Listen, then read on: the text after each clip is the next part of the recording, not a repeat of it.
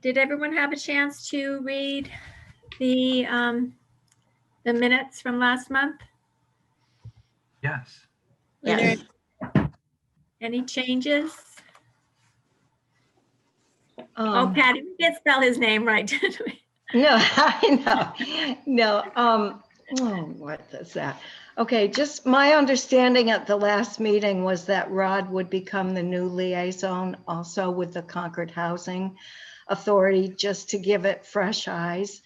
And so that part was a little different from what I saw in the notes. But anyway, when it comes my turn to report, I'll just mention what I did after that and what happened. Okay. Okay. Anyone else have any comments, changes to the minutes? No. Do we have a motion to approve the minutes? I make a motion to approve the minutes. Okay, as I call your name, can you give me your vote as to approve or not approve? Rod, Yes. Carol. Yes, because I made the motion to Oh, yes. Patty, Patty, Yes. Kristen, Yeah. Michael, Yes. yes. Terry, Yes, did you have time to review the minutes from last meeting? yes, We're voting whether or not to approve them? yes. Okay. Yes? Yes. Okay. Okay, minutes approved. Okay, today we have a guest speaker. Kristen's husband, Gary, is going to present on the StarMet site and their proposed use of the area. I hope at least some of you had some chance to look at that proposal. It was quite lengthy. I was hoping for the Cliff Notes version, but yeah, it was quite comprehensive. So I will turn it over to you. I don't know if it's possible for me to share my screen. I will try and see if that works. Ginger, can you give him access?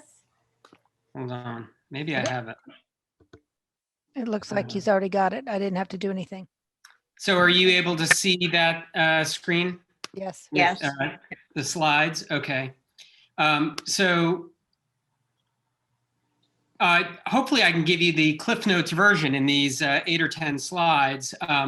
Basically, our committee, this is just an executive summary, 1-slide version of the whole presentation. We were charged to assist the town of Concord with identifying a number of potential uses for the site at 2229 Main Street. It's in West Concord. I know I've spoken to the Council on Aging before. I think it was maybe a year ago now or more.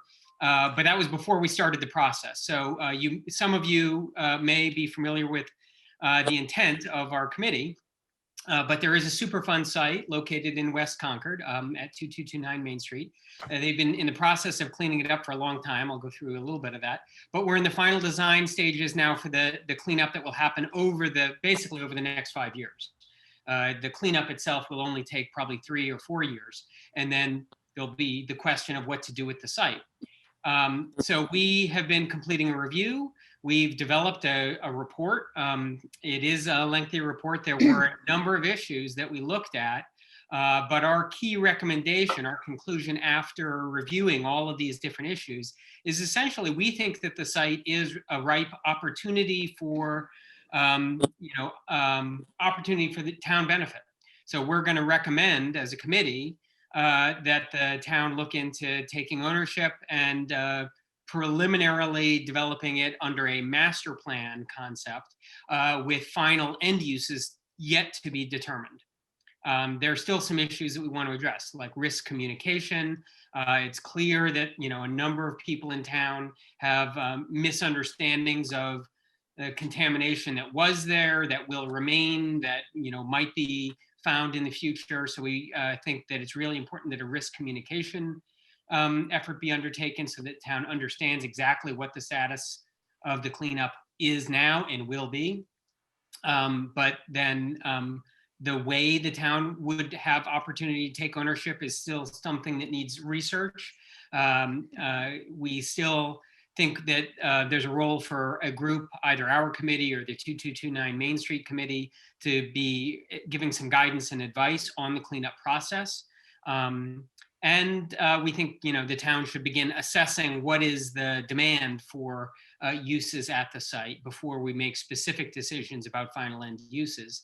And more work needs to be done on the fiscal impact because as you'll see, as we go through this, there were a number of principles that were set out at the outset of this project, including fiscal sustainability, finding creative ways to fund the reuse. And one of the things that we felt was really important, or one of the recommendations we're making in our report, is that there be no net fiscal impact to the town.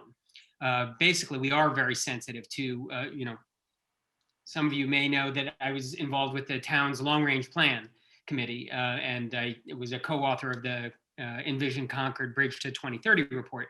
And it became very clear in that work that the town has undertaken a number of capital expenses in recent years. It's hitting especially seniors very hard. And so, that was sort of a core bedrock principle of this whole effort, is that there should be no fiscal impact to the town. But also that, we should be looking at multiple uses for the site. Environmental stewardship is a strong undercurrent for all of the town planning that we're undertaking these days, and we wanted to make sure that was continued here. And community synergy, really trying to tie this site in with our neighboring communities. This sits right at the intersection of Maynard, Acton, and Sudbury with Concord. So we wanted to make sure that it fit well with our neighboring communities as well as the neighborhood around it. So as I said, there were a number of issues we looked through. This is in one slide, basically a lot of the issues that we tried to address in our report. I'm not going to go into the details of each one of these, but just to say I've already discussed risk communication and the fiscal impact things, but there are also questions about how the town should take ownership, whether we would do a ground lease with a private developer, whether the town should take direct ownership and develop it itself. And part of that will depend on what types of uses we wind up advocating for or seeking. But the report includes also some lessons from other super funds that have been redeveloped, and recreation needs are another issue. You may remember this map from, for those of you who were on the board when I presented a year ago, but the site, this shows it's right at the corner, basically of Forest Ridge Road in Main Street. Just to orient you, the top is north, the bottom is south, but you're heading out into the, as you cross the river there, you're heading out towards the Stop and Shop on the Acton town line. And Minuteman Arc has a building on Forest Ridge Road before you get up to Black Birch and the Thoreau Club. But there's an entrance on the left of Main Street before you get to Forest Ridge Road, and that would be the entrance to this site.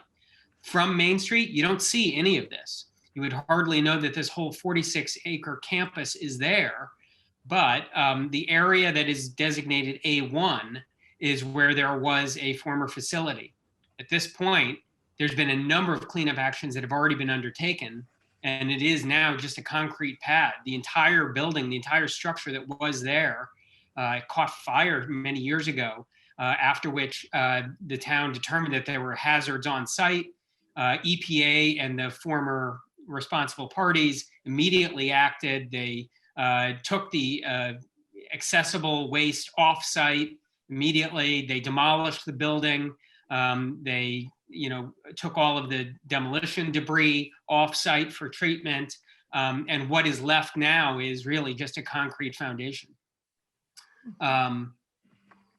There were a number of other remedial actions that were started at that time. So there's been a lot of cleanup already, but the main cleanup is slated to begin at the end of 2021 after the remedial design is approved. But so, to orient you, all of the C areas in green really were fairly undisturbed, unused portions with a large sphagnum bog, a beautiful habitat sitting right in the middle of that area, very steeply graded. You can see the contours there. So I'll talk about it in the master plan in a second, but that area would remain undisturbed. The orange area B was the holding basin, and that's where the bulk of the contamination was. Most of it is now, 80 feet underground. There's a pump and treat system that's already in place, cleaning up the groundwater where there is a plume of material from that will be treated for the next probably 30 years or so. But it's all well underground. There's no exposure risk to people, or will be no exposure risk to people at the end of the process. What remains there will be essentially solidified. A concrete slurry wall will be around it, and a 10-foot concrete cap will be placed on top of it with 10 feet of clean soil above that. So at the end of this, there will be no potential exposure from any of the contaminants that went into the holding basin, which are slowly right now headed towards the treatment facility that is continuously cleaning the groundwater from the plume that is coming from that holding basin. And then there's areas A2, A3, A4, which are potential for development as well. So I alluded to the master plan. This is the master plan concept that we have come up with as a committee that is right now contained in the report, and we're seeking public comment on it. But essentially, we would maintain the broad contours of what I just showed you in terms of the potential zones, with A1 being the real focus for near-term development. It's a huge opportunity, 10 acres. We would surround that with a ring road, and then there would be potential to undertake development on parts of A2, A3, A4, either now or in the future. It doesn't have to be now. Nothing would be developed for 2 or 3 years while the cleanup's going on. But then what we want to plan for is, to redevelop the site A1, 2 or 3 years from now. And so that's part of the question, is what would go on A1. But the holding basin would just be revegetated. So it would just have some vegetation over the top. As I say, that would be resting on 10 feet of new clean soil that would be on top of, I think, 8 to 10 feet of concrete. And there would be solidified residual contamination that would be 60 to 80 feet underground under all of that. But it would be in a solidified state so that it would represent no continuing risk for exposure. And the institutional controls in place would prevent development on that site, that 1 acre. And then area D would be used for drainage of the site, be restored with native plantings to, be, again, it is wetlands, so it couldn't be developed anyway, but it would be, really utilized for drainage and resilience purposes, with increased flooding and storms predicted under climate change scenarios. This would be a really valuable use for area D. So you'll also see some trails there going throughout this C area. So the idea would be have a sort of a nature viewing platform at one end, because as I say, this is a really amazing habitat as it stands now. So we would preserve that and provide opportunities for folks to come and see some of the unique species that are in this sphagnum bog. And bird watching opportunity, and there would be trails that would connect in. There are existing trails outside of the NMI StarMet campus right now, and so we would be trying to connect to those neighborhood trails that go back to Thoreau Hills, the trails that the town owns that go over to Black Birch and up to the Thoreau Club. So within that master plan concept, I want to show you 3 examples, and then I'm going to end. 3 examples of potential uses, potential opportunities to redevelop the site. All of them conform to this master plan. And where you have the star at the top, I should have mentioned, the idea is that this whole campus, this whole site would be linked through public transportation. And there would be a sort of a transit hub or transit link up at the top on Main Street there. That's what the star represents. But you're going to see that represented in all of these options. So option 1 that the committee looked at was sort of an indoor multi-purpose community space. This is modeled after a similar rec center that's been developed in Boulder, Colorado. It could house up to 6,000 square feet of community space. Could have an observation deck off one side that again overlooks this, relatively pristine habitat on one side of the campus. Could host sports fields and things on the outside of the ring road, potentially soccer fields. All of that could be determined based on the Recreation Department's new assessment that they're undertaking this year. They already have a recently completed master plan, recreation and open space plan that can guide that development, but they said they wanted to re-examine their priorities before giving us a formal answer as to what they would recommend for this site. But you'll notice in the third bullet there, one of the proposals that had been recommended, and one of the reasons we really wanted to do outreach with COA, is some folks had mentioned this could provide space for a senior center. I know that when we mentioned this a year ago, Ginger had indicated maybe this location in West Concord, it's not central. Maybe it would not be ideal for, say, relocating a senior center because Acton already has one at Audubon Hill, not that far up the road. But maybe it could be a satellite center. Maybe some space could be programmed for senior activities for West Concord, whereas you maintain other senior center locations elsewhere. We're eager to hear your feedback, whether it's changed, whether it's the same. We would welcome that input.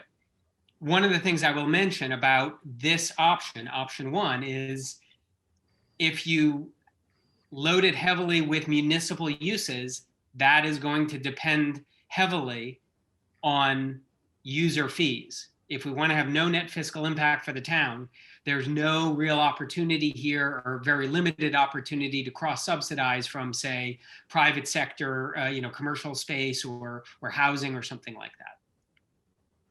Enough said. I want to move on to show you option two and option three. Option two takes the opposite tack. It's saying, why don't we put a large sort of office or medical space there, so that, commercial interests, medical facilities could cross-subsidize perhaps some housing or some limited recreational opportunities by, significantly increasing the town's commercial tax base.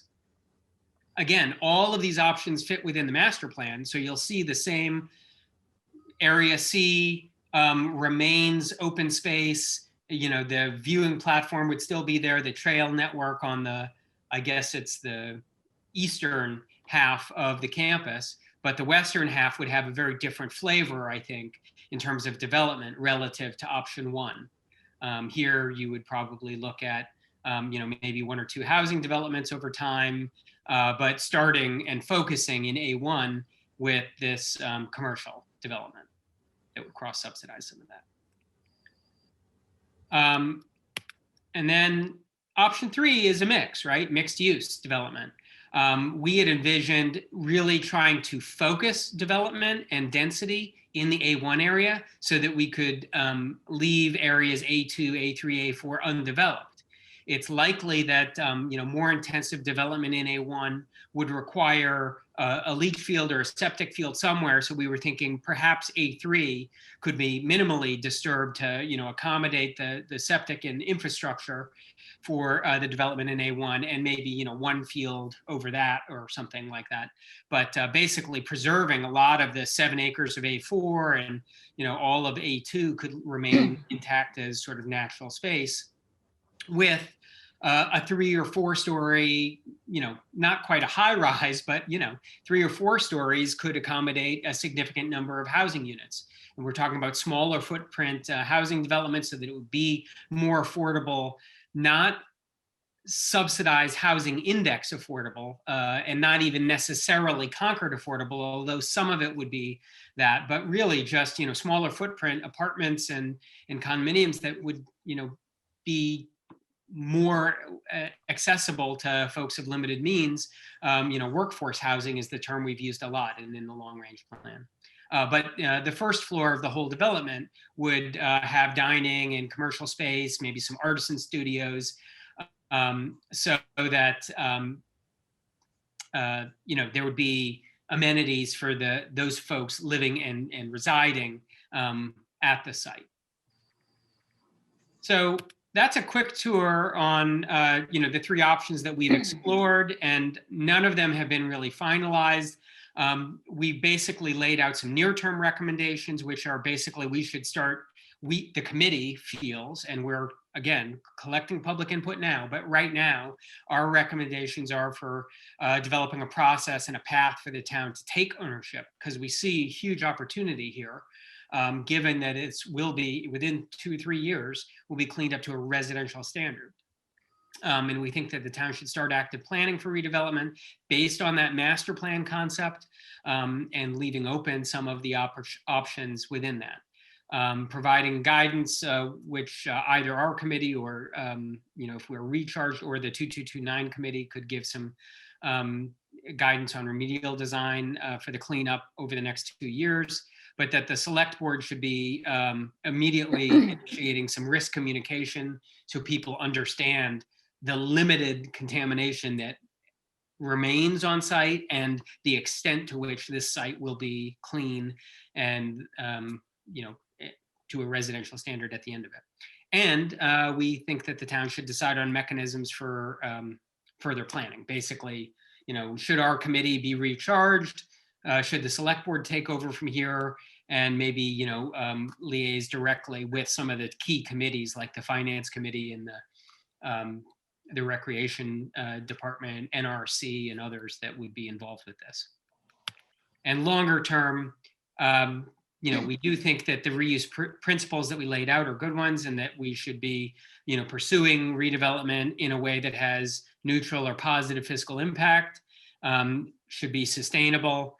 And we do think that given the housing needs that the town has, that housing options should remain on the table. Not that we're necessarily advocating at this time that housing needs to be on site, but we think that the housing options should continue to be explored as redevelopment options are finalized. But that we should also be reaching out to ask other folks, is there demand for, say, medical or office complex? Is there demand for incubator space, so that we can better understand what our options are for redevelopment? And finally, we've been told that the finance committee can't necessarily undertake a fiscal impact study, but that the town could undertake a fiscal impact study with finance committee input. So this should be rephrased.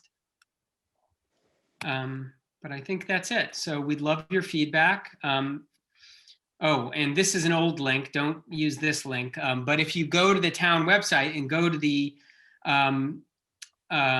our committee page, the NMI StarMet Reuse Committee page, you'll see a big link. There was a news and notices bulletin that went out, and I can email Ginger with the correct link to the report itself. But if you go to our committee page, it's all about finding the report and providing input. There's also links on our committee page to submit input. And we'd love to get your input by our next committee meeting, which is next Friday. I understand that short notice. We'll be accepting comments through February 19th. So there's still 3 or 4 weeks for our comment period. And then we'll be trying to finalize the report at our March meeting. The first Friday in March is when we'll try to finalize the report to deliver to the select board and complete our charge. That's it. I have a couple of questions. Yeah, please. Your first option with the facility for sports and field house and everything didn't seem to have any kind of housing involved in that, yet you said housing was important. Right. So we are basically recommending that housing be considered in all options. This is an option that does not include housing, but we are recommending as a committee that the town think about ways to incorporate housing. As this concept was developed, it did not include housing. But it could? I don't see why not. I mean, Okay. talking about 6,000 square feet. So, Yeah. Either a portion of A2 could be developed. Where basically the recommendation is not, you should pick concept 1, concept 2, or concept 3, but rather here are 3 options that the town should undertake a deliberative process to try and narrow our options. And in that process, we believe the town should keep housing of some kind on the table. Okay. I have a second question on the second one. You mentioned medical building. Yep. We just have a huge complex on Baker Ave. Why would you need more? Well, so that's why another one of our recommendations is to assess, the demand for various options. It wouldn't necessarily have to be medical. There was some thinking that Emerson Hospital, which already has a number of satellites, may want to have a satellite that services the Acton, Sudbury, and Maynard community. If there's no demand for that, then, it would be pretty easy to look for either Something else. Okay. Yeah, there's been discussion about other incubator space for like entrepreneurial activities, teaming up with local universities, maybe like a tech research hub. There were suggestions, it's not clear that we necessarily need generic commercial office space either. We already have, the Wheelhouse on, not Baker Avenue, across from Beharrell Street here. And, we have some commercial office space on Beharrell Street as well. So, is there a need for this? We need to assess the demand. What are the market options? One variant of this is a cloud computing center. And so you'll see in the report some discussion about a cloud computing center. And it's not clear that there's demand for that, but, there's some suggestion that there is. So, that's one of the things we need to do, is really do a market demand study to understand what kind of options would be desirable. Okay. I see another hand up. So I was just wondering from Ginger whether or not the idea of a senior center, either satellite or main location there, is still not considered to be something that's desirable, as apparently it wasn't last year. I really don't know, but what is your thinking on that? Yeah, I think in the discussion a year or so ago, we laid out what the reasons why it would not be a desirable site as the main location of a senior center, because it was not centrally located in Concord. And it's literally just next door to another town's senior center. So I don't think we have to go through all of that again, but and in terms of a satellite location, the challenges that COAs have when they have more than one site is sort of trying to staff more than one site. And in general, the best model is for things to be under one roof. And but there are a couple of things, for instance, that we're not able to do in our existing site, such as, I'll give the example of ballroom dancing. We have carpeted space everywhere in Harvey Wheeler. You need, a different kind of space to have ballroom dancing classes. However, if they were to build a multi-purpose community space there, it might be possible for a particular class to be taught in that site that's really a COA class, but it doesn't necessarily need to be in a separate satellite senior center. And I think one of the things that we had talked about before is the value of having everything on one site was the natural interaction that takes place amongst seniors when they're there for a variety of things, and they bump into each other, and they have the opportunity to see a variety of staff members when they're there. And that just doesn't happen when you're split between sites. So in terms of the typical way that senior centers are run in the Commonwealth, this would not be a common model, but I could see us possibly using, community, multi-purpose community space for a specific class that for whatever reason didn't fit into, a more centralized location.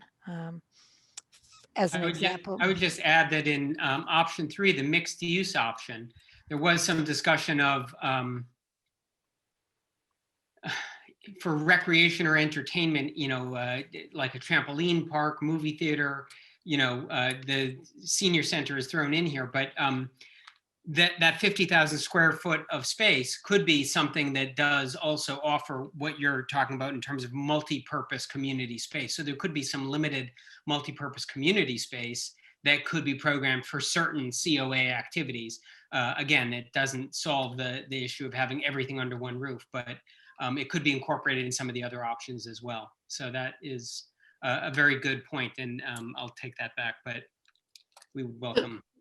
So I guess, I mean, other board members can chime in as well, but I think the message is that we certainly don't want that to be our only space. That would not, that would be, we would love it. I would love it if that was completely off the table. That is not desirable at all. And I don't even think we want a separate satellite building, but the ability to use, should there be a decision to build, you know, a community center of some kind, the ability to schedule some space there along with other recreation department activities could very well be desirable. You know, where we would just have the instructor meet senior citizens there for a particular class.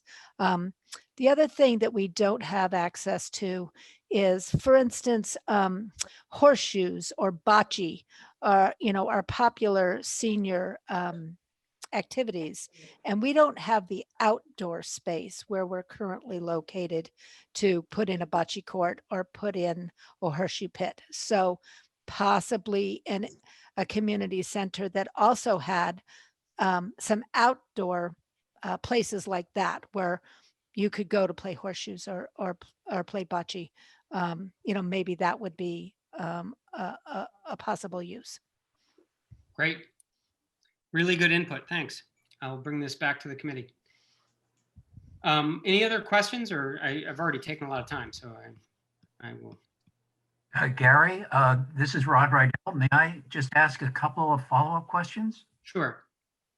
First of all, let me compliment you and your colleagues. I mean, this is a tremendous amount of work and very thoughtfully prepared.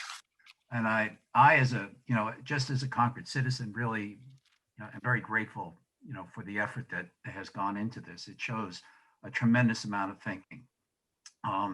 So please pass that on to your colleague. Pass on your thanks to the committee on Friday. Okay, just some reactions in terms, and a lot of it focuses on this issue that you identify as risk communication. And just the fact that you talk about the issue as communicating the risk, I think shows what some of the obstacles are going to be. I think one of your biggest obstacles in getting anyone to come and spend a great deal of time in this area is going to be a feeling that they're under risk. And as I think we've just seen over the past year, it's very hard to change a person's feeling by a presentation of fact. So I don't have the answer for you right now, but I would recommend that the committee, add on people that are used to dealing with sort of emotional reactions to issues and thinking about how to mitigate that. That's the first thing.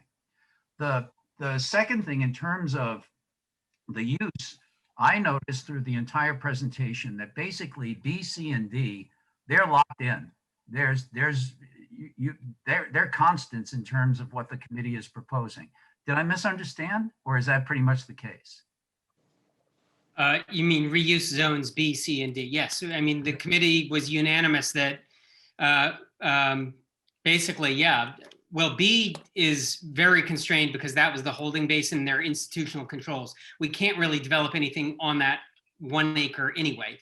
So there's really not much we can do other than either turn it into a parking lot or turn it into just a vegetated natural space. Since it's directly adjacent to C, you're absolutely right. Nobody on the committee wants to touch Area C. It's a beautiful area.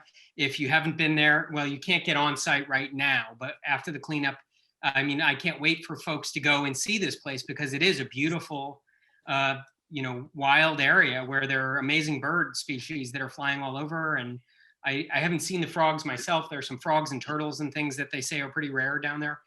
Anyway, it's a really nice set of trails. So yeah, nobody wants to disturb that area. Okay, well, Thank you. And I'll just be very brief. So staying as far away from B Yeah. would be something that a resident would want. And I think that's something you may want to be thinking about in terms of where you would locate any facility that had people staying for a long period of time, whether it was during the day or living there. That's one point that I would, as a senior, I wouldn't be worried so much about the impact on me, but I would be worried to death about my grandchildren if they were visiting. So that's something for you to keep in mind. And then the last reaction, the last suggestion, maybe there are items or activities that represent a good use, industrial use of the space, and you're thinking about the mixed space, but are different. Electric utility vehicles being repaired, or a robot warehouse that maximizes the industrial use but minimizes exposure. Something like that to think of in terms of as an alternative to sort of standard office or medical space in the future. That's just to pass on a suggestion to you. Yeah, and that was a thought exactly behind the cloud computing option. Is cloud computing, it's basically a lot of servers. A big server farm doesn't have a lot of people. So Yeah. we have that option included in Okay, there. great. But we Thanks need for to assess clarifying the that. demand for those kinds of things. But yeah, great feedback. Thanks. Thank you. Susan. Hi, Gary. I just wanted to thank you and your committee. This is an incredibly comprehensive report, and I think the things you delineated under risk communication are really helpful as a springboard for the select board or initiating the process of disseminating that information and dispelling the misinterpretations that some people have. So thank you for all of the work. It's terrific. Great. All right. Well, thank you. And I hope that, feel free to submit through our website on the town webpage, more feedback before next Friday, or by, I think our final deadline is the 19th. But thanks so much. Thank you. Thank Gary. you. Thank you. Yeah. Okay, moving on. Minuteman, so reports, Minuteman Senior Services, Margaret.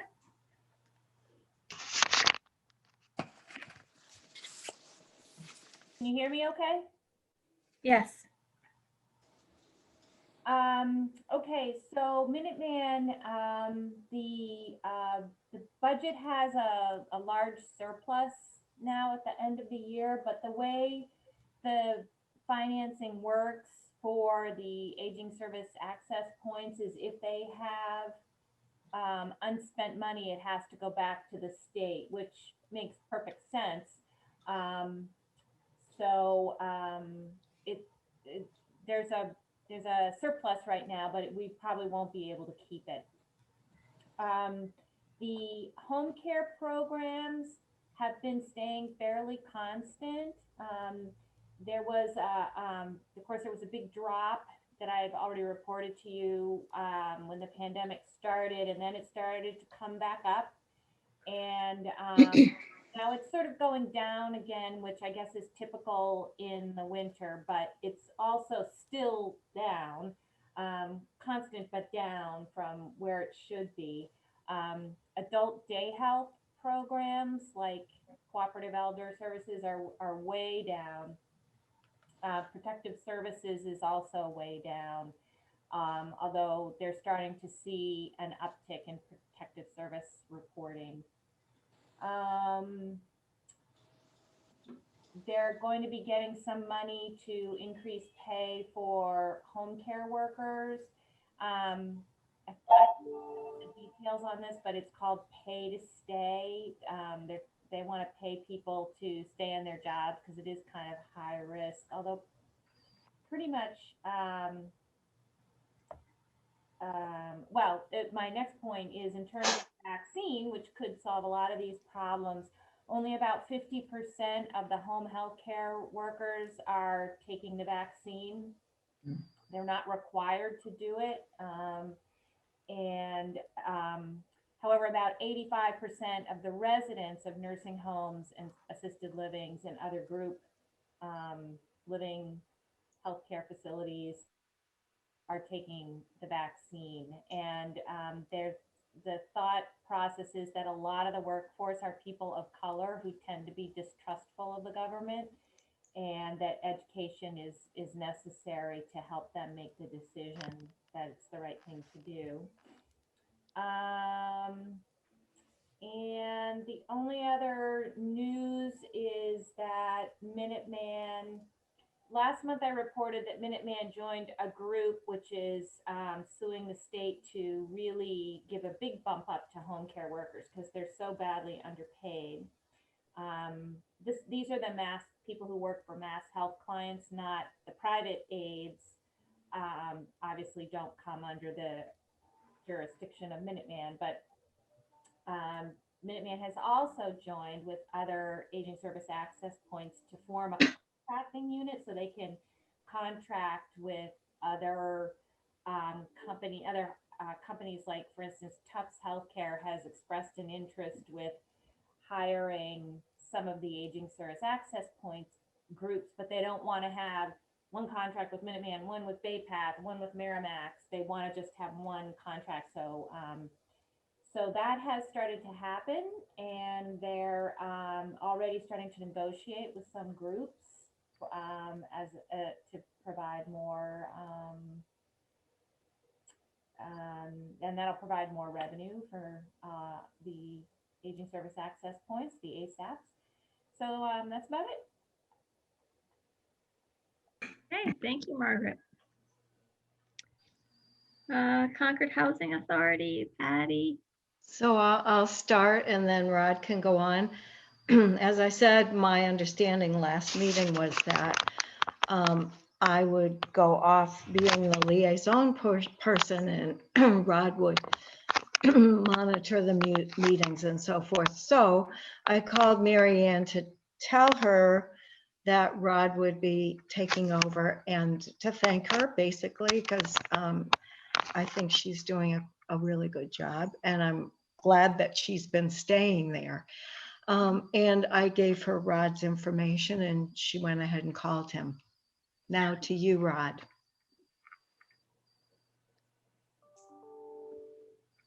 Thank you, Patty. I'll take the baton. Yes, I attended the meeting and I've got a few bullet points. Some of these things you folks may already know, but this is a sort of a rookie report, so bear with me. There is a replacement search for an executive director. The job was posted on January 11th and the application deadline is February 8th. So if you know anyone that might be interested in that position, that's a position that they're taking applications for. Also, the Housing Authority is building a new residence sometime in the next few years at 365 Commonwealth Avenue. That's right by the intersection of the rail trail and Commonwealth Avenue across from the prison. And it serves as an object lesson as they recounted all of the obstacles and the difficulties they're having with actually taking the lead in building a new building. And they emphasized over and over again that their strength is managing and maintaining units rather than building. So they love to have people donate buildings or units to them. They have multiple board vacancies that are going to be filled in the 2021 town elections. And I'm guessing that with the caucus that occurred on the 25th, that those candidates have already been identified. They did review 2020, and there was a key challenge here in terms of filling unit vacancies and the issues that they had in getting people processed through their evaluation procedures. Their major obstacles is how long it takes to evaluate whether a candidate is actually a valid candidate. And then having done that, they get late stage attrition the candidates decline the units primarily due to transportation limitations. They're either not close enough, the unit is not close enough to public transportation, or they just don't have a car, or they don't want to travel the distances. COVID has been a big issue for them. They work off a centralized list that is prioritized for candidates that have emergency designation. And the impact on us and our seniors is that there are 9 Concord residents that remained on the waiting list, I think, for the entire year, because they were preempted from consideration by people who were considered emergency situations. So I don't know if there's any reach we can do to those residents who are on the waiting list, but that may be an issue for our seniors going forward. And then finally, there was a talk about the future, and many of you may already know about this, but it struck me as a really attractive opportunity for senior housing. The Thoreau Depot Plan zoning proposal is being developed by a committee, and it talks about redeveloping the whole area around the Thoreau Depot in Concord on Thoreau Street, and in a way that makes it almost like a village. And it just struck me that of all of the potential places to put in affordable housing for seniors, this one has real potential in terms of access to the town, and access to services within walking distance, and walking on sidewalks, which is a key interest of mine. Anyway, that's the update for this particular month.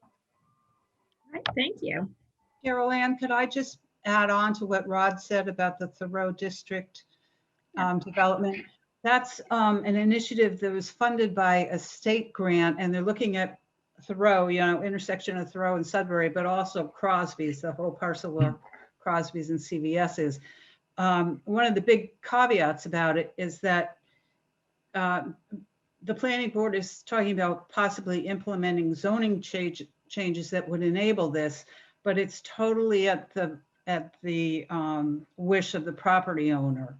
And they haven't really gotten a lot of feedback yet from property owners, but it wouldn't be initiated by the town. We'd provide tools, but the owners of those parcels would be the driving force. And so I just wanted to clarify that. But it creates the opportunity for an interested group of citizens to go ahead and deal with the owners. And if they want, if there are citizens in town that would like to see affordable housing for seniors, they certainly, and if they have the appropriate zoning, they can certainly go ahead and do what's necessary to purchase the land and develop it accordingly. And as the housing authority would be delighted to take it on once that was all taken care of. Okay. Any other comments? All right, can I just quick question? Right, you had said there are 9 Concord residents that remain on the waiting list. I think I zoned out for that. Why are they still on the waiting list? What was the issue there? They keep getting pushed. Other people, other candidates are pushed ahead of them because those candidates are designated as emergencies. And I don't understand all of the intricacies, Kristen, but it seems like you can self-designate as an emergency, and that automatically puts you, on top of the list, or towards the top of the list. So it might well be, I don't know with privacy issues how one would go about identifying or contacting the Concord residents, but these folks may need, just some bureaucratic assistance in dealing with the system so that they can get addressed. Now, well, they had It's not self-designated. 2020, but now there's all but one unit is occupied. Sorry. So it's not self-designating. You have to show that you're going to be homeless. Right. That's right. Provide proof that you've been evicted, veterans, disabled, people like that. It's definitely not self-designating. It's may or may not be fair, but that's. Margaret, thank you for clarifying. I think that maybe I should restate it, that you can identify that, but at least what the impression I got from the folks is that then someone evaluates you as to whether or not you truly are. So that gets you above someone who hasn't designated or claimed that they're an emergency. So it's that whole evaluation process that turns out to be very time and labor consuming on the part of the housing authority.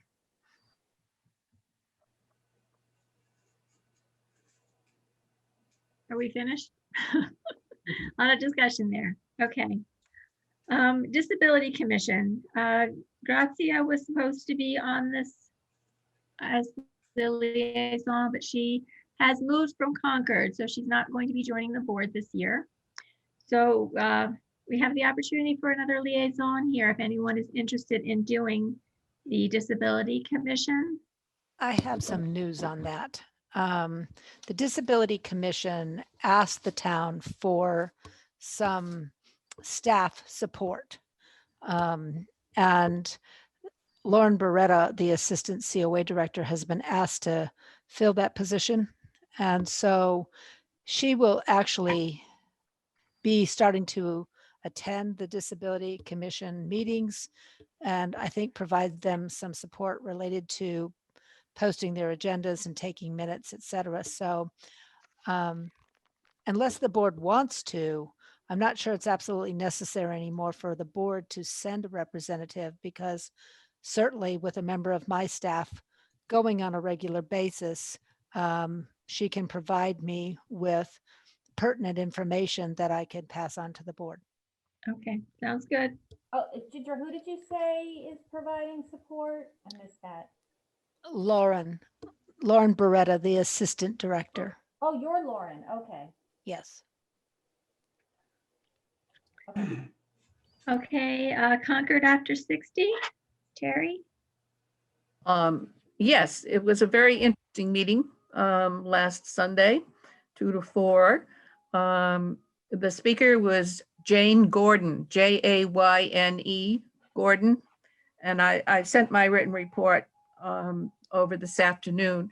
But basically, this lady has spent a lifetime involved in history, grew up in Lexington, now lives up in Durham-Muscata, Maine. But since it was a Zoom session, she didn't have to come down to Concord. But she was one of the developers of the master training program that anyone who wants to be a Concord town guide has to take. And then they're sworn in by one of the committees of the town, but they have to pass the history course first. And she's worked many, many years at the Concord Museum. And her philosophy about teaching teachers of American literature and American history through using places as a tool. So while she was at the Concord Museum, they got a federal grant to put together programs under what's called the Landmarks program. It's a federal program.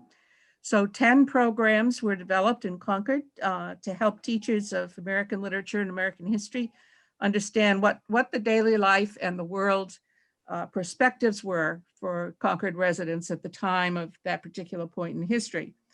And her concept is that if you have someone teaching American literature or American history out in the Midwest or the far West or down south who've never been up to Concord and they're teaching the Revolution, they really don't have a concept of, except a Hollywood concept, of what was going on in Concord at the time, what the physical logistics were and whatnot, all of which is very much brought to bear by the Minuteman Park. And so actually coming here and walking the trail and seeing the bloody angle and whatnot, you get a much better view of understanding what was happening if someone was marching from Boston all the way out to Concord and fighting all day and then having to march all the way back to Boston, and what a Herculean task that would be physically, emotionally, mentally. And so she starts out the week. It's a 5-day course that begins on Sunday. And the people stay at the Colonial Inn, which gets them in the atmosphere right away. And then their first thing is to have a tour of Sleepy Hollow and the Author's Ridge, and where she talked about the different people who are buried there, a lot, Emerson, Thoreau, the whole crew, and their relationships with each other over the years, and all of that, and just actually being there and seeing it and understanding. Emerson wanted this graveyard to be topologically accurate to what the land was like, and not shoveled down to a flat place like most cemeteries were at that time. So just the impact on the local dynamics of the town, of these people, and Thoreau's tax issues and all of that sort of thing.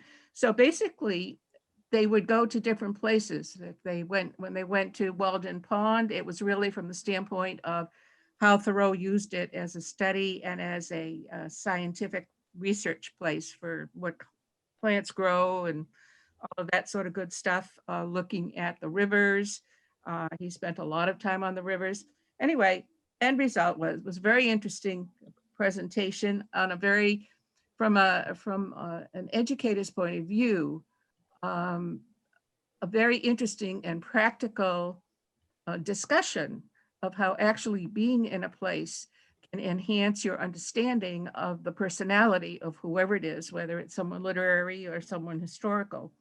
And there have been 13 Concord Trail guides developed through this program. And those are now available at Keys Road for anybody who's interested. You can go by down to the office at Keys Road and you can have a copy of the 13 trail guides. I haven't done that yet, but it sounds like an interesting thing to do. So basically, the other activities are ongoing, book walking and art history. The next month in February, which is going to be considerable interest to me, is called the Favorite Poetry to Share meeting. And so the people are supposed to bring, you're supposed to bring one or two very favorite poems and be prepared to speak it to the group and share it with the group. So they're a lively bunch. They've got some interesting discussions going on, and that continues. The next meeting will be February 21st, 2 to 4 in the afternoon. Monthly meeting to feature favorite poems of all participants. That's it. Okay, thank you. Well, that sounded really robust. Yes.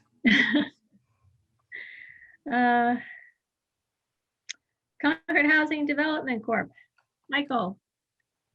Hey, I went to the meeting about 2 weeks ago now, where they had an update on the Village Junction project. For clarification purposes, the project itself, the land, is referred to as a Junction Village, but the building that's being put on it is called Christopher Heights. So the terms are almost interchangeable, but the formal difference is Christopher Heights is the building itself, and Junction Village is the land it's sitting on. Matters are proceeding not as fast as they would like. The financing is lined up, but not settled yet. They have a major investor who's willing to participate, but because of COVID, everything has been delayed, and they don't expect him to sign now until September. So they expect to break ground at the end of this year, November, December timeframe. And construction will then take 12 months. And they expect the building then to be completed by the end of next year. And then they will be going out to assign units, maybe the beginning of 2023.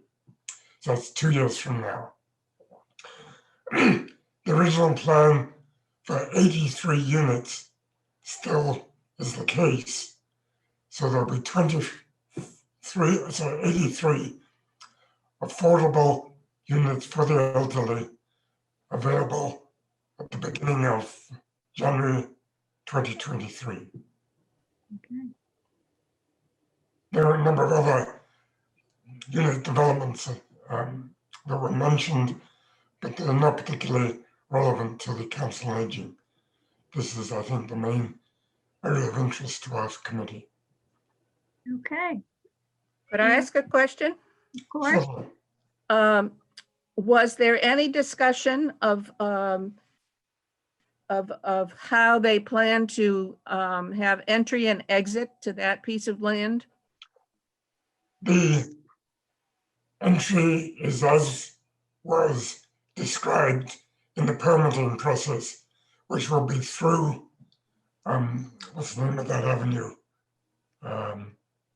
It runs off It's Commonwealth Winthrop. Avenue. They would Winthrop. like to get permission to access through the state prison access road, but the prison has resisted that for, quote, security reasons. The other issue mentioned, of course, was transportation, and there will be no special transportation for the residents of Christopher Heights. The way that Concord Park has its own transportation, so they will be relying on town or the Council on Aging shuttle service for some of their transportation needs. Where on Commonwealth Avenue is the entry and exit? It's on Winthrop Street. Winthrop right? Street, that's what I was trying to think of. Yes, it'll be through Winthrop Street. And so have they got their permission to go across the Freeman Trail? It's public access, so they have it as of right. To go over the Freedom Trail? Right.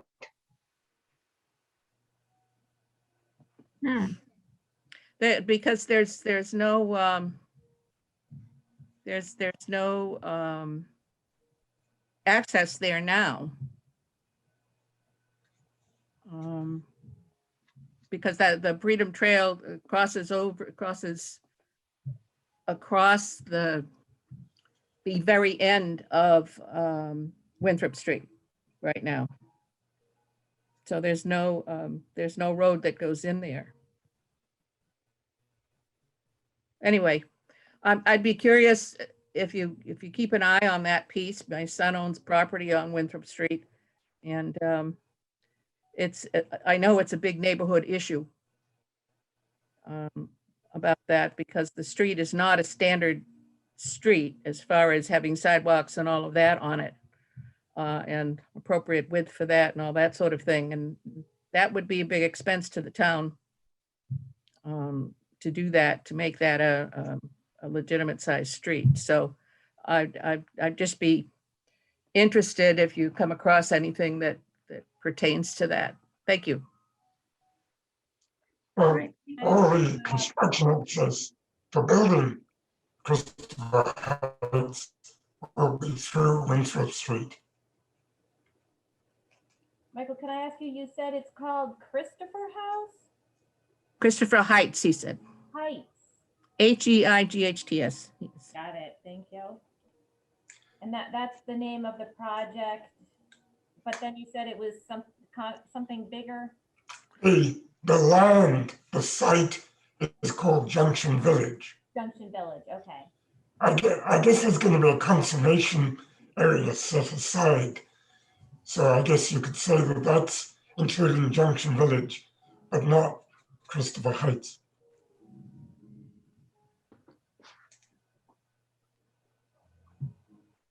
I could add a little clarification. The Christopher Heights parcel is part of that, but there's a committee being assembled appointed by the select board that's going to be the open space advisory committee for the remainder of the parcel that's owned, but won't be part of the lease part with the project that the CHDC owns.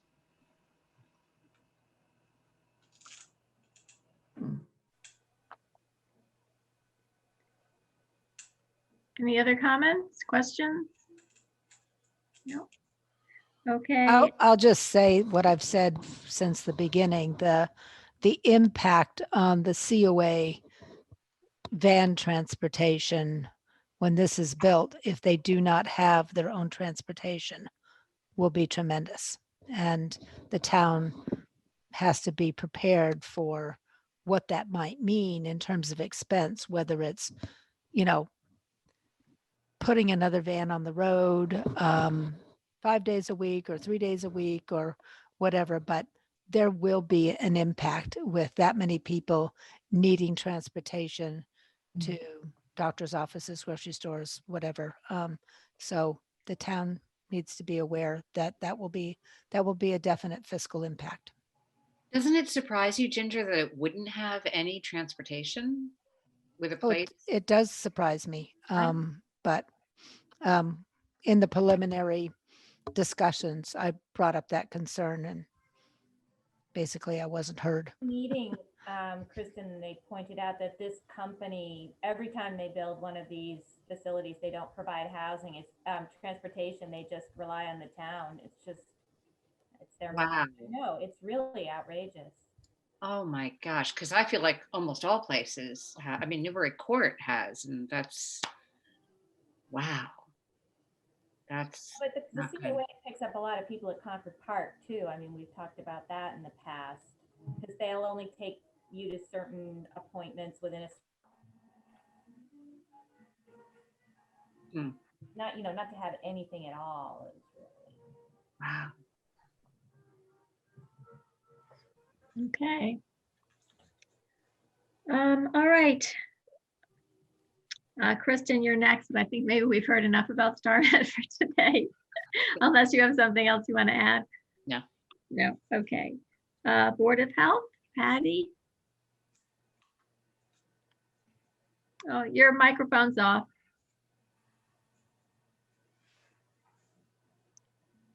Hi, I'll try to be as concise as I can due to the hour, but basically I'll tell you what we discussed. There was one gentleman near the beginning of the meeting, Stuart Sinclair Weeks, founder of the Center for American Studies, who was concerned about his father at Newbury Court and the fact that with all the rules, he can't visit him the way he'd like to, and so forth. And basically the chair of the Board of Health meeting said that that was CDC rules and she wasn't going to buck them, but that's just kind of the way it is. So they discussed a lot about COVID related things, obviously, at this board meeting, and will probably continue to. First of all, they were very pleased with their vaccination at the high school of the first responders. And they've got some ideas to make it even better, but things went pretty smoothly, apparently. They said that the DPH map, Department of Public Health, can find, on that map, you can find posted places to get vaccines and live links to those. They said that at that meeting, which was January 20th, that February 22 to 26, it would all be open for 75 plus. A drive-through. The drive-through would be open, but then that was updated today because, well, everything is changing regarding COVID day to day. You can hardly keep up with it all. But, and so Karen Byrne, who is at the meeting, she's not the director, who is Susan Rask, and I did speak with her somewhat too, but not today. But Karen sent me this note that says, since the Board of Health meeting on January 20th, our entire plan has changed based upon the ever-changing protocols from the Mass Department of Public Health and the state. And it's a very fluid public health emergency, apparently. She said that I got the impression that initially they were expecting a lot more doses to come to the Department of Public Health, but that those don't look like they're going to materialize, and it's going to be a much reduced number that they get. And she said right then that Susan was in a meeting with town leadership, and maybe you were there, Ginger, I don't know, to get additional messaging out. And she said she's sure that the Council on Aging staff will be informed as soon as it's feasible. And she attached for me the most recent statement from the Health Division, which said, among other things, Emerson Hospital plans to hold vaccination clinics, check their website frequently for information, and so on and so forth. Or other things about that. They are looking for nurses to do vaccinations. And so if anyone knows any, if you could direct them to the Board of Health to offer their services. And just at a meeting I was at this morning, there were a couple nurses at that meeting who said they were going to get in touch with Susan Rask to offer their services. They kind of gave the indication that it's the bigger sites that are going to first get the vaccine. Everything, however, is fluid again. So that is basically the gist of that meeting. Does anyone have any questions?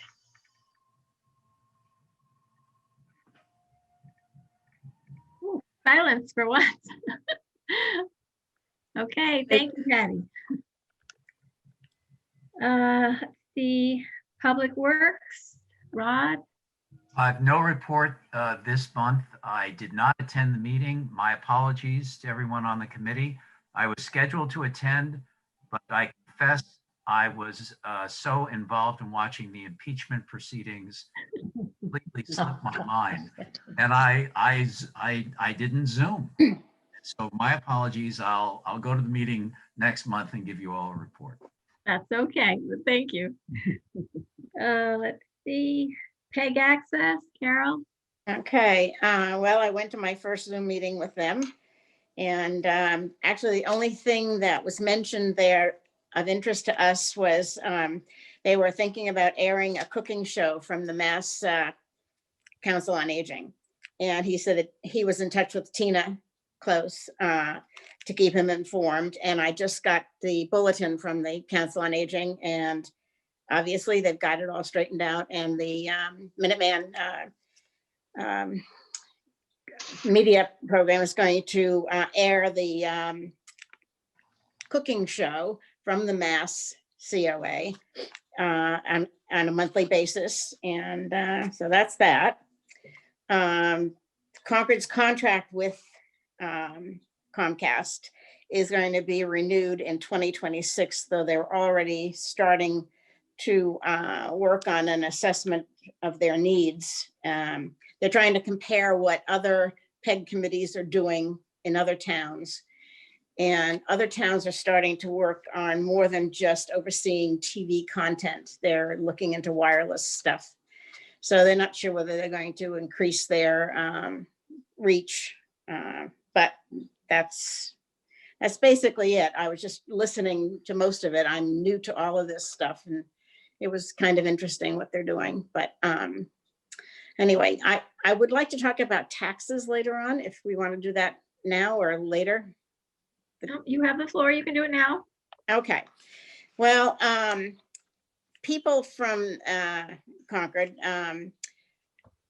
apply for a lot of benefits. And in applying for benefits, you need your previous year's tax returns to show proof of need. And I guess Claudia at the Council on Aging has been getting some calls about getting last year's tax returns redone for them or reprinted, either because they have misplaced their previous year's tax returns or they don't know how to make copies. So unfortunately, AARP has not renewed its license for a program called TaxSlayer, which is what we have used in the past several years. And so we cannot access anything anymore. So people either have to contact the IRS themselves and say, I need a copy of my last year's tax return, or I don't know. It's just, it's a mess. That's a mess. But Claudia is aware of that. So if anybody calls, she knows what to say. The next thing is I decided to retire from doing taxes since this year is a mess and last year turned out to be a mess, and I was going to retire anyway. The year I turned a magic figure. And so I just decided to do it a year early. But so I don't know all of what's going on, but I saw in the newsletter that people who have simple returns should be able to call up and get a half-hour conference with somebody on the phone. That's about the only way I think is left to us, because the IRS will not allow the AARP volunteers to get drop-offs of information. So you can't bring your stuff to somebody. It's unlike a CPA who has licenses and everything else. We do not have that kind of capabilities to have people just drop off their information to us and then have us do theirs. So I think things are going to be different this year. So I hope some people do have very simple tax returns, and they probably can do it over the phone with a little bit of help. But anyway, so that's it for taxes this year. It's too bad. But. Okay. Well, thank you for all your help over the years. Yeah. It's a loss having you retire. Thank you. Okay. Let's see. Transportation, Ginger, do you have anything? I'm not actually going to be on that committee. Kate's going to be on the committee instead. So I'll have to, I don't believe they've met recently, but what I'll try to do is communicate with her to see if there's anything specific that's appropriate to pass on to this group going forward. Okay. Okay, thank you, Ginger. Okay, I didn't have anything marked on the chair's breakfast that I needed to bring to the board. Susan, do you have anything that you wanted to bring up? Yeah, I just wanted to ask a question first. So if Grazia has moved from Concord, you're in need of a full member, is that right? A full member and 2 associate members, yes. Okay. And I just wanted to say that the caucus on Monday night was like no other, as town meeting was and everything else is. We drove into Harvey Wheeler parking lot facing 55 Church Street. You tune to a station on your radio and you flash your lights for a yay or nay in any vote, but all of the open positions had nominees. There ended up to be 3 nominees for 2 select board positions, but every other position had 1 nominee, and the Concord Housing Authority nominees looked very strong. Everyone did, but those in particular. So that's it. Okay, good. Finance Committee, Andrea, do you have anything for us tonight?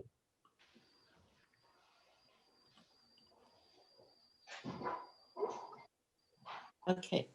No, the Finance Committee will be meeting again next week. And when I give my observers report, there are a few things that the Finance Committee has been pretty heavily involved with, including the Junction Village project. And I'm not sure they're fully aware of some of the things I've heard tonight, especially the access the Winthrop Road access. We met last week, but it was a 4-hour meeting, Zoom meeting filled with presentations. And we carried a lot of things over to next week. There's just not much discussion. But I will bring up some of the points that I heard tonight next week. All right, thank you. Ginger? Okay. All right. Boy, I better be quick. 5 minutes to 6. All right. Let me do the quick stuff first, because then I want to get into discussion about the vaccinations and where we're at, because I think a lot of people are interested in that. So let me just do a couple things by way of announcements. The community chest grant was due last week, and I submitted that. Basically, most of you know that that supports 3 different positions on our staff, partial funding for 3 different positions. And that basically has continued, you know, a little bit of tweaking, obviously, on the numbers based on people's rate of pay, but that's been turned in. Also, the budget for the municipal side of things, those budgets were due and have been turned in. I am responsible, most of you know, for both the COA budget as well as the Harvey Wheeler budget. So those have been completed in consultation with Kate about what changes we should try for. We are going to be asking for an increase in hours for our social service supervisor. That's the main increase in budget, other than a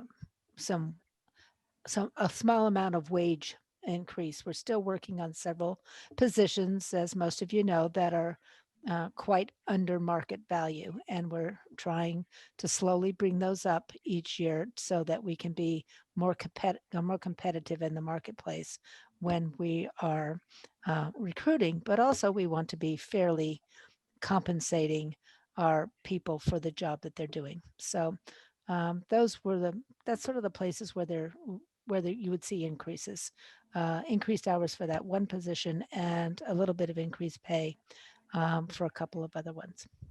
So that's been done. We are a little concerned about what's going to happen with our funding from the state. And we call it the formula grant. It comes through the Executive Office of Elder Affairs. It's based on the number of senior citizens that you have in your particular town times a certain rate. The rate is currently $12 per elder, but it's based on the federal census. So for the last 10 years, it's been based on 4,666 seniors. But we have a new census coming out, and they are anticipating that across the Commonwealth, there will be a large increase in the number of seniors. I don't know yet what it's going to look like for Concord. And it would, if they kept that the same, the best estimate is that it would have cost like an additional $6 million in that line item if we kept the formula at $12 per elder. Most people feel that there's no way the state is going to be able to fund that. So they're sort of asking that they look at maybe a three-year plan of what can we do to not drop the per elder price too low, and not have so much of a financial impact. So we just heard, was it today or yesterday? It's sort of blending together here, that the governor has submitted his budget to the legislature, and he has recommended $9 per elder, which the director of the Mass Council on Aging referred to as a kick in the gut. So that is something we're facing. Now, of course, this is his recommendation. In the past, we've been sometimes successful in legislators overruling that and funding something at a higher rate than what was recommended. That certainly will be our hope, but it does make budgeting for the next fiscal year quite challenging.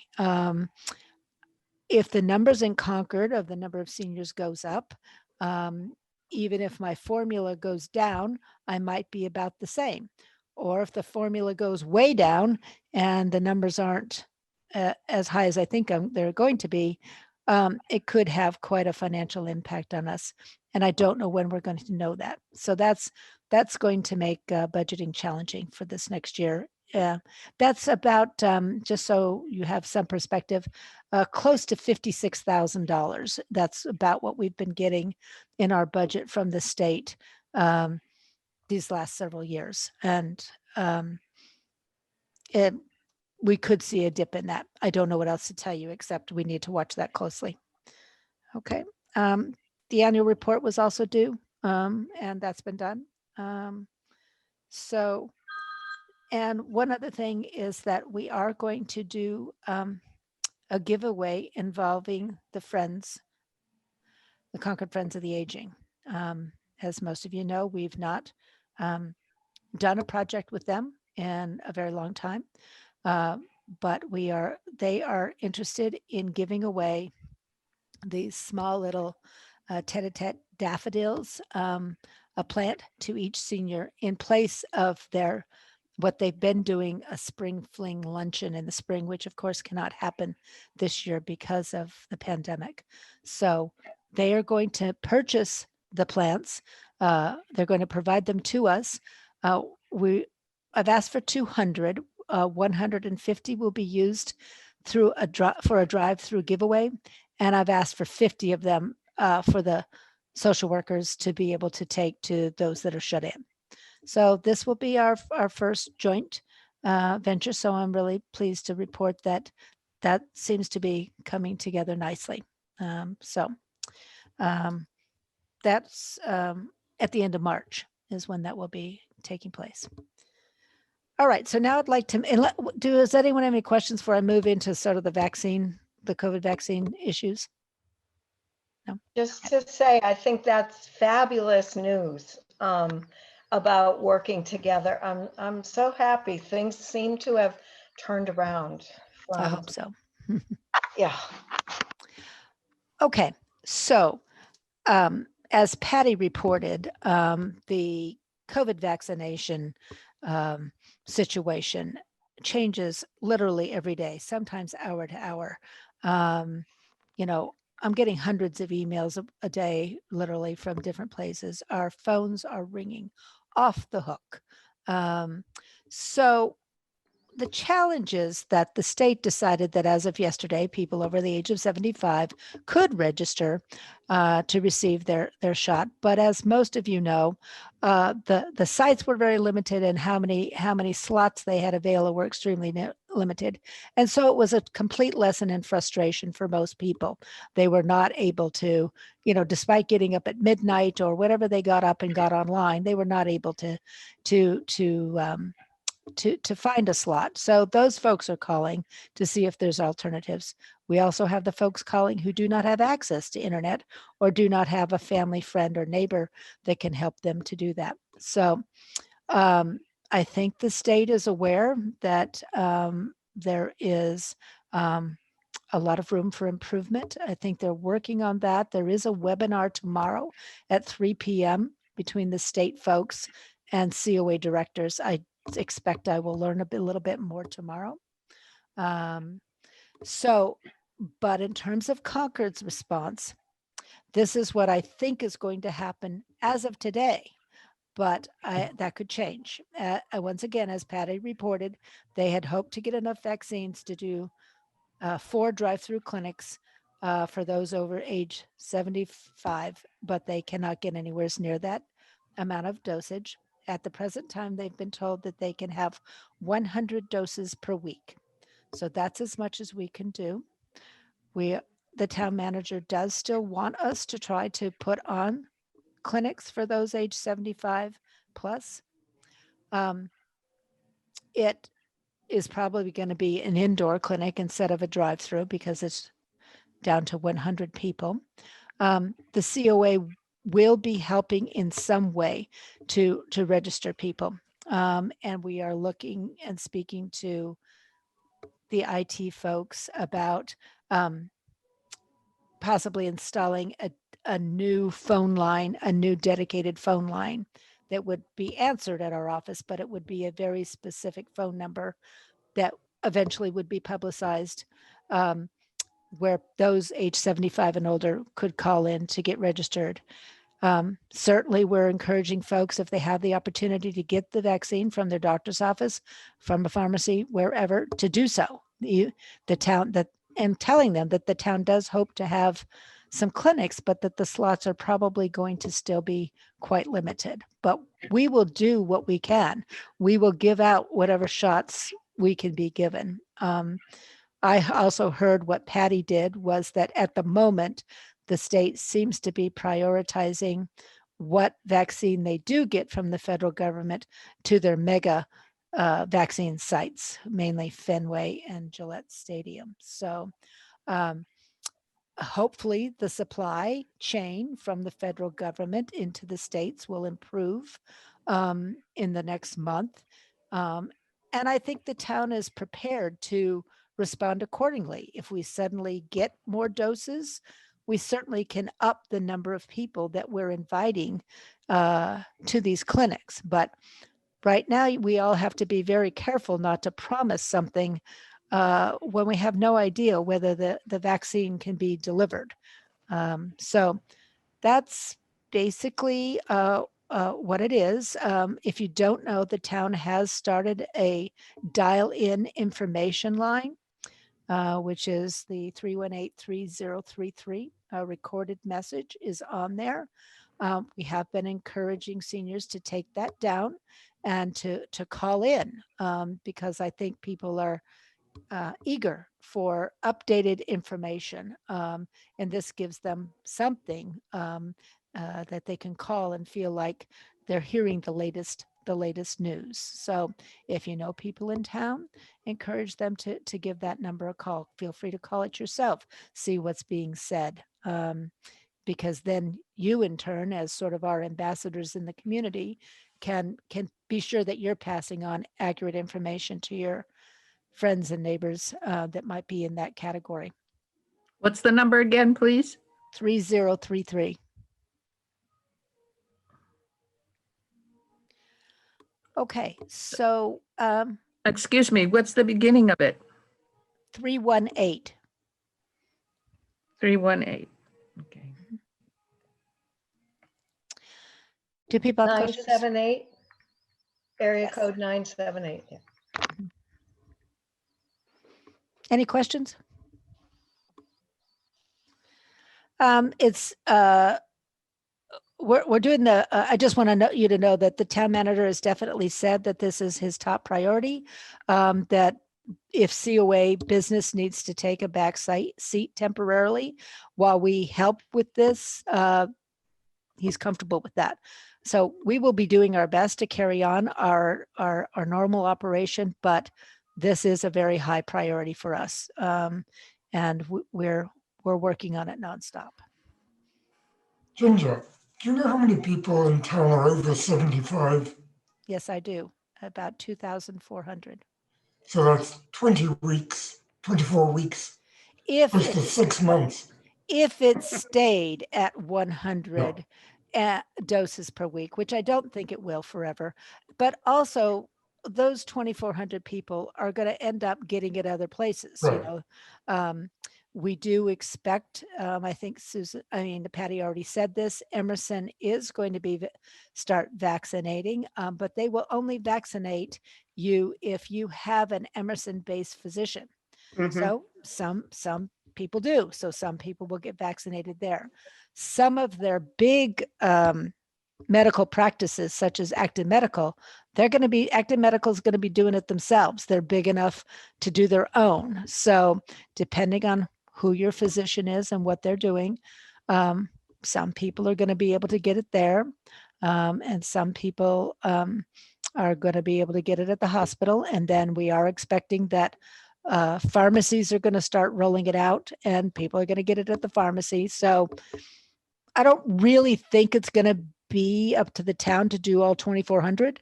The challenge right now is that, people don't want to drive to Gillette. People don't want to drive to Fenway to get a shot, So basically the message to folks is that please just be patient.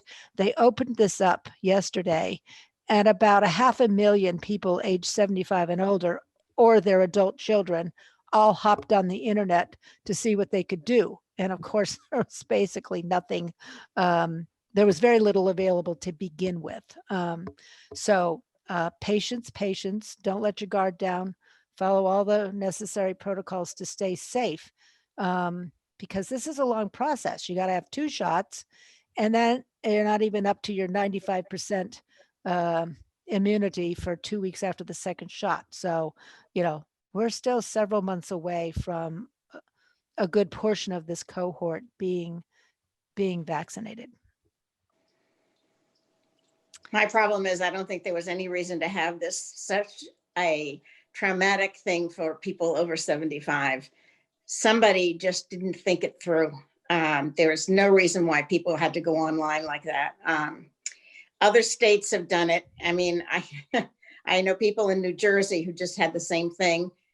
They made people got phone calls to help them. Yes. But,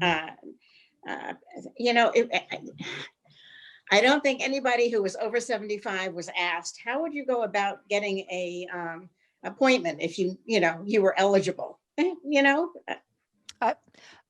Believe me, I've seen a lot of complaining emails going out to state officials about the decision that was made somewhere along the way to roll this out, requiring online technology, to do this.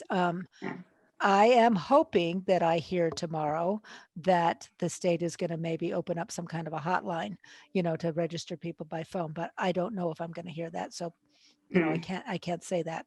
So it's too bad in a way that I hadn't been to that meeting yet before the board meeting. But you are, well, I think the big thing is that information line, I think that was a wise decision on the town's part to start that up, because many departments, we're not the only ones, public health department, town clerk's office, us, town manager's office, everybody is being inundated with calls about how do I get my vaccine? Even the recreation department I heard is getting calls about it. Everybody's getting calls about how do I do this? So it is a real public health crisis, trying to get this figured out. But, certainly the COA, I can speak for the COA, we're willing to do whatever we can to help, but, we don't have any vaccine and we're not, so there's nothing I can do about that. But in any other way that we can be supportive to this effort, we certainly will be. Ginger, do you have the nursing staff available too, or to give the vaccines? So the EMTs got a special license, special permission. I'm not sure if I'm using the right terminology, to be able to give vaccine under the supervision of an RN. So they can now vaccinate. Plus we have a public health nurse that can. And then I believe the town intends to hire some to, I think Patty spoke to that. They're looking to hire some additional nurses to assist with this. Any other questions? No. Okay, I think that's it from me. Okay, long meeting tonight. Thank you, everyone. Okay. Good seeing you. Okay, and we have to do our roll call too. Oh, we never approved the minutes. Yes, we did. Yeah, Oh, we did I did. miss it? Wow, okay, sorry, I assume they passed. They did. I can fill that in on the minutes because we have to list the roll call. So to adjourn, we have to have a roll call as well. So do I have a motion to adjourn the meeting? Stokes adjourns the meeting. Okay, need to vote. Rod, Yes. Do I have to list every? Carol, Yes, I'm sorry, but yes. Carol, yes, yes. Kristen, Yep. Michael, Yes. Christina, Yes. Terry, Yes. Patty. Your microphone's off. Sorry, yes. Yes. Okay. Is that it? Are we done? Yes. Okay. Meeting adjourned. okay. Thank you. Bye, everybody. Thank you. Thank you. Bye-bye. See you next month.